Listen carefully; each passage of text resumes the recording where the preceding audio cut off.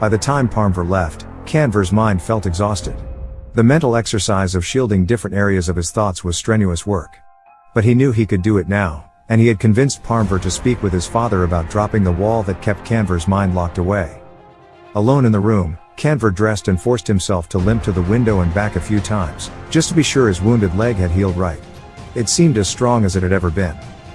Kanvar flipped through the pages of the ancient book. The pictures showed the boy and the dragon bonding and flying. A bit further back there was an illustration of the boy holding a small golden ball in the air with his mind, and another of him guiding a herd of lesser dragons out to pasture. More pictures showed the boy taming a wild Kanvar to be ridden, sending messages with his mind over long distances, using his mind to rearrange paint on a canvas to create a mountain scene, to mold clay, and to produce other fine arts. So many possibilities, Kanvar thought, and all the ones shown in the book were civilized and noble. Though Kanvar looked, he could find no record of the atrocities he'd seen the Nagas perpetrate on the other humans and dragons in Parmvar's mind.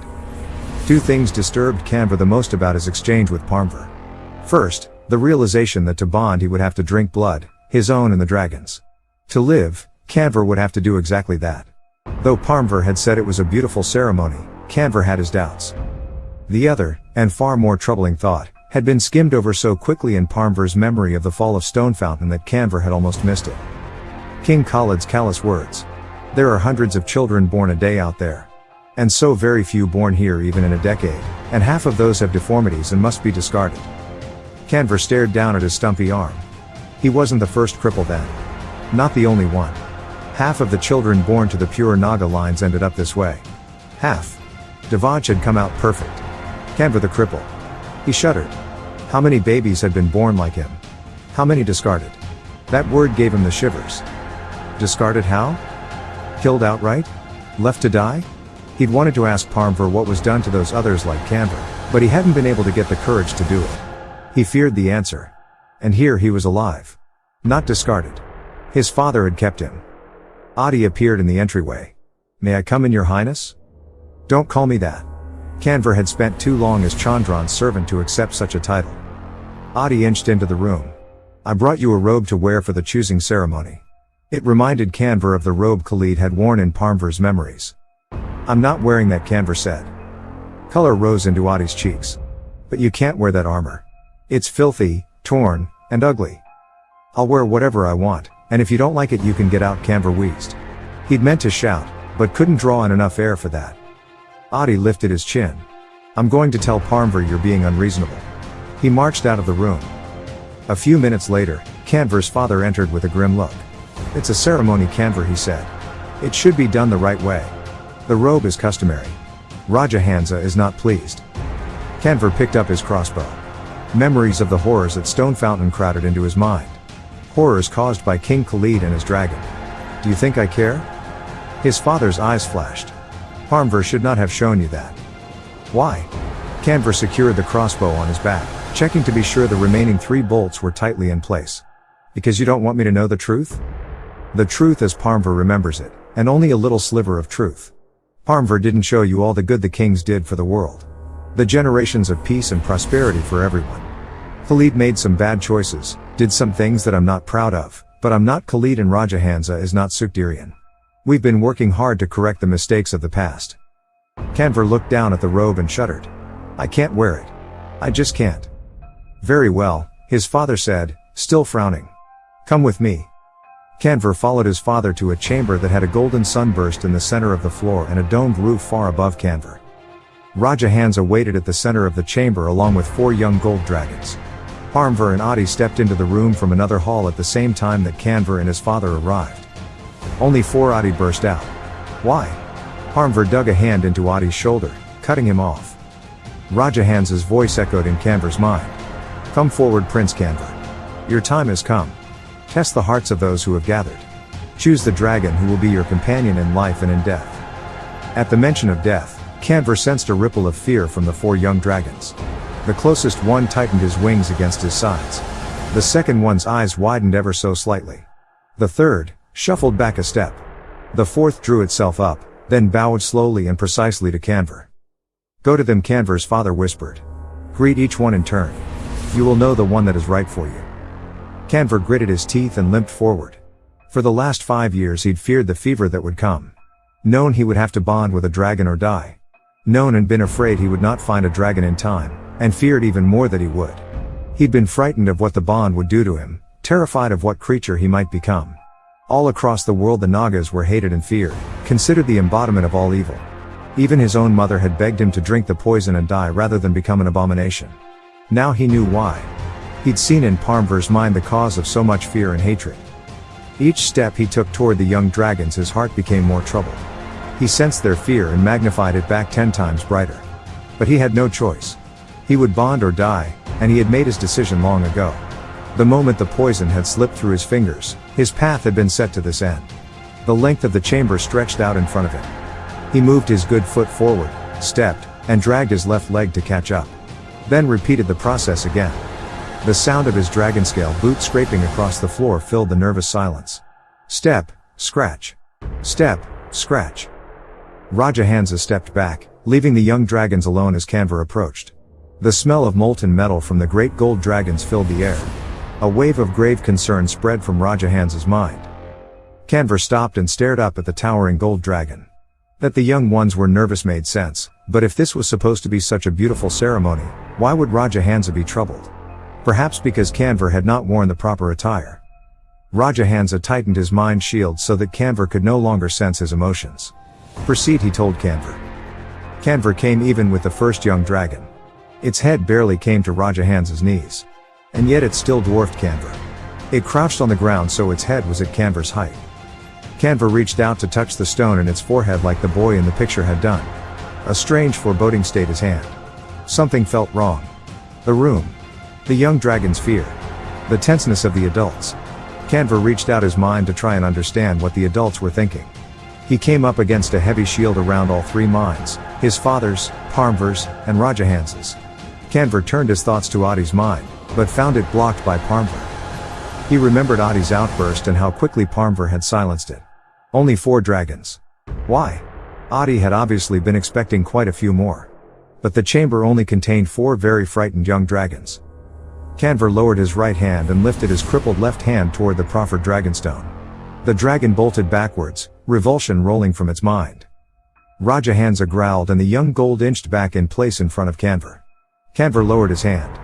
He found he didn't need to touch the dragonstone to see into the dragon's mind. Its name was Bellary, and it was a shepherd that guarded the gold dragon's flocks. It raised them, butchered them, cut the hides away, cooked them in a big oven, and then carried the food to the Great One's tables. Kanvar almost laughed. The gold dragons needed meat to survive just like any other dragon, but they hated killing enough they couldn't even bring themselves to kill their own dinner. This young dragon and his family filled that duty. He probed a little deeper into Bellary's mind, trying to understand. He found a shield in Bellary's mind around the thoughts at the root of his fear. A flickering weak shield, as if Bellary knew he was to keep this secret, but the intensity of fear threatened to break through. Sorry, Kanvar muttered and swatted the shield aside. A clear image of the gold dragon writhing in pain sprang into Kanvar's mind. As he watched, the dragon's left arm and wing shortened and withered. Its left leg twisted into a hideous shape, leaving Bellary unable to walk or fly. Kanvar gasped. He understood. And the understanding terrified him. When Devaj's dragon had been struck by Dar-Anadhar, the dragon's wounds appeared on Devaj. A fully bound Naga and dragon not only felt each other's infirmities the way Kanvar had felt Dar-Anadhar's broken wing, they actually shared the wound physically. Kanvar was crippled, and the dragons feared that if they bonded with him, they would become crippled as well. Kanvar blinked moisture from his eyes and stepped back. Despite the possible consequences of bonding with Kanvar, these 4 dragons had agreed to present themselves as a possible companion for him. 4 dragons carefully picked by his father and Raja Hansa because they might somehow be compatible with Kanvar's personality. Bellary, the shepherd.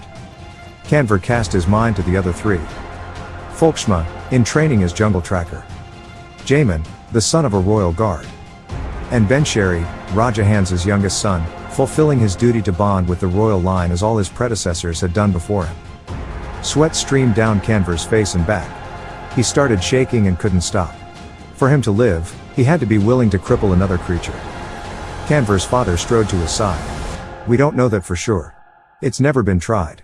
Most likely there will be no ill effects at all. Kanvar stumbled backward, shaking his head. That's why they killed all the crippled babies? Of course. I should have known. Pain spread across his chest, and it became hard for him to breathe once more. Kanvar, please, his father cried. They have all come here willingly. They have agreed to the possible consequences if it will save your life. Just choose one. Choose now before it is too late. His father held out his hands, and the golden sword and chalice appeared in them. Then Sherry padded forward. The others are too frightened. I am not. I will fulfill the role I was born to, if you will have me. He held out his forearm. Amar readied the sword. No, Kanvar said. I will not be the cause of someone else's suffering. I will not curse anyone with the infirmities I bear. His father opened his mouth to once again urge Kanvar to make the bond that would save his life. But a mature gold dragon flew through one of the windows and crashed onto the floor, skidding in a circle and coming to a stop in front of Rajahansa. A great gash was torn in his right side, and his wings were sliced in several places. Ayakiran, what has happened? Rajahansa said while licking the wounds closed. Ayakiran panted in pain, reluctant to answer. Did the blues do this? Amar asked, setting aside the sword and chalice and hurrying to the fallen dragon. Kanvar realized this must be the dragon his father had sent to negotiate for Devaj's return. Ayakiran nodded. Abba Vesama, he said. Ayakiran sucked in pained breaths. He says he will only return Devaj if you surrender the palace and turn supreme rule of all the dragons over to him. What? Amar shouted. Rajahansa let out a bellowing roar. Ayakiran winced but continued speaking, letting the rest out in a hurried rush. He says if you don't surrender the palace and kingship, he will torture Devaj to death. And if any of us tries to come for him, he'll kill him instantly. Kanvar tensed. Dar-Anadhar's wicked laugh sounded in the back of his mind. The shock of Ayakiran's announcement had caused his father to drop the shield around Kanvar's mind. Kanvar could feel Dar-Anadhar fully now, sense exactly where the blue dragon lay curled in a cavern below. Kanvar had seen that cavern once before. In Parmvar's mind when he talked of his little lab in the mountain before the palace had been built. What are we to do? Amar said. Rajahansa shook his great golden head. I don't know. We can't give him what he demands. Kanvar stared from Rajahansa to his father, and the truth sank in. They could not save Devaj, but a desperate idea came to Kanvar. In the horror of Abba Vesama's message, everyone had forgotten about Kanvar. He grabbed his father's sword and the chalice from the floor and limped out of the great hall. He rushed to an old set of stairs that had been carved down into the mountain long ago, disregarded by all except Parmvar, who still used them to reach his lab and the plants in the jungle below. Kanvar's chest burned and itched as he started down the stairs. Though he breathed heavily, the air seemed to do him no good. He descended into the black rock. So much like when Indumali had taken him down into the depths of the pool of water. Down to die. Unless. Gasping for breath, heart pounding, he reached the bottom of the stairs. He limped into the cavern toward Dar-Anadhar, who lay curled up, filling the main space. Dar-Anadhar, he yelled to the ancient blue dragon. Though blind, it had followed him here, pulled by their link. Its intention was to kill Kanvar as soon as it got the chance. Well, it had the chance now. Dar-Anadhar turned to the sound of Kanvar's voice and sucked in air to release his fire. You don't really want to kill me, Kanvar said into Dar-Anadhar's mind. Not when I can offer you what you want most. Steam and licks of blue flame escaped between Dar-Anadhar's jaws. Believe me, killing you is what I want most. You have destroyed my life. No. You don't want to kill me. You want your eyesight back. You want to return to power over the blue dragons. I can give you that. Kanvar held the sword and the chalice out and projected what he saw into Dar-Anadhar's mind. He kept a shield around the idea that Dar-Anadhar might be crippled by bonding with Kanvar like the gold dragons feared. Maybe it would happen, or maybe it wouldn't. But Kanvar wouldn't let that stop him from taking this last desperate chance to save his brother. I can see, he told Dar-Anadhar. If we complete the link between us, you will be able to see through my eyes. Use my sight to fight and defeat Abba Vesama. I give you my eyes, my life, my powers, and in exchange you return my brother to the gold dragons alive and unhurt. Dar-Anadhar lifted his head and let out a bellowing laugh from the deepest reaches of his gut. The flames he'd held in burst out and turned the ceiling above red hot. Kanvar felt the blue dragon's mind consider the prospect of bonding with a Naga, something the Golden King didn't want him to do and wouldn't allow. Blues had been forbidden to bond with the Nagas. The Nagas had only ever bonded with the Golds. The Golds held all the power. Rajahansa and Amar would do anything to stop Dar-Anadhar from taking Kanvar. That, in itself, was enough reason to accept Kanvar's proposal. And what if Kanvar was right and Dar-Anadhar would be able to see out of the boy's eyes? He could go back to the pride and challenge Abba Vesama. All he had to do in return for renewed eyesight and for Naga powers was to hand over Devaj. But what would the other blue dragons think? They'd hated the Nagas since before Stone Fountain fell. Dar-Anadhar shook his massive head. No, it wasn't the Nagas they hated as much as the Golden King who bred the Nagas and kept them all for his own ends. Supdirian had used Khaled's Naga powers to enslave and abuse everyone but the gold dragons loyal to him. It wouldn't be that way if Dar-Anadhar was bound to a Naga. The power wouldn't corrupt him as it had Supdirian. The dragons of the Pride would understand this great opportunity to finally take power for themselves. I accept your deal, little Naga. Draw blood now, and let's finish what was started, Dar-Anadhar said. Kanvar put the edge of the sword against his wrist. He felt his father's mind search for him. He used what Parmvar had taught him to build a shield around his thoughts so his father wouldn't find out what he was doing, but his father did see where he was and who he was with. His father raced down the stairs after him, yelling into his mind. No. Kanvar, get away from him. He'll kill you. Keeping his shields up, Kanvar cut his wrist and caught the blood in the chalice. He did the same with Dar-Anadhar's blood. Dar-Anadhar's hot tongue slid across Kanvar's wrist, healing the wound and then his own. Drink quickly, he told Kanvar. I sense your father has come. Kanvar gulped down half the contents of the chalice, trying not to gag, ignoring his stomach's protest. No. Amar yelled, racing over to him. Dar-Anadhar drank the rest of the blood. Amar froze and stared in horror at Kanvar and Dar-Anadhar. Kanvar held his breath, afraid his deformity would come upon Dar-Anadhar. Nothing happened. The blue dragon's body remained as it was. Old, scarred, and blind. Kanvar also stayed the same. Young and crippled. No previous hurt or deformity crossed over to boy or dragon. Dar-Anadhar's mind exploded into Kanvar's. Ancient and terrible. It pushed aside all of Kanvar's thoughts and wishes and let out a piercing scream of triumph from Kanvar's lips. Fool, Kanvar heard himself say to his father as his body backed away into Dar-Anadhar's grip. The blue dragon's claw tightened around him and lifted him off the ground. Did you think you could keep the Naga powers to yourself forever? So much for all the lies that blue dragon blood is incompatible. Now we know the truth. Dar-Anadhar spread his great blue wings. Set Kanvar down. Raja Hansa broke into Dar-Anadhar's mind. Dar-Anadhar turned so that he could see the mouth of the cavern through Kanvar's eyes. Raja Hansa hovered at the entrance, blocking his escape. You know we'll never let you take him. Since you're bound to him, you're staying right here, Raja Hansa said. He sucked in, intending to spray Dar-Anadhar with his joy breath. Furious, Dar-Anadhar threw the full strength of his new Naga powers of mind control at Raja Hansa, tearing through Raja Hansa's surprised mind in a violent fury that racked Raja Hansa with the pain of 1,000 mental wounds. At the same moment, he launched himself at Raja Hansa, biting and tearing great gouges out of the gold dragon's pristine hide. No, Kanvar cried, but was silenced by Dar-Anadhar's iron-hard control of Kanvar's mind.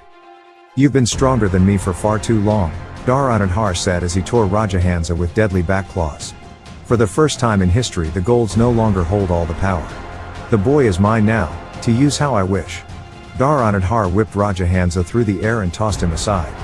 Kanvar whimpered as Dar-Anadhar used his eyes to watch the great Dragon King plummet into the leafy canopy. Dar-Anadhar would have loved to stay and finish him off, but he felt the minds of the other Nagas and golds rushing to Raja Hansa's defense. He let out a stream of blue fire at Raja Hansa and then flew away at full speed out of the gold dragon's valley before they could muster a combined attack on him.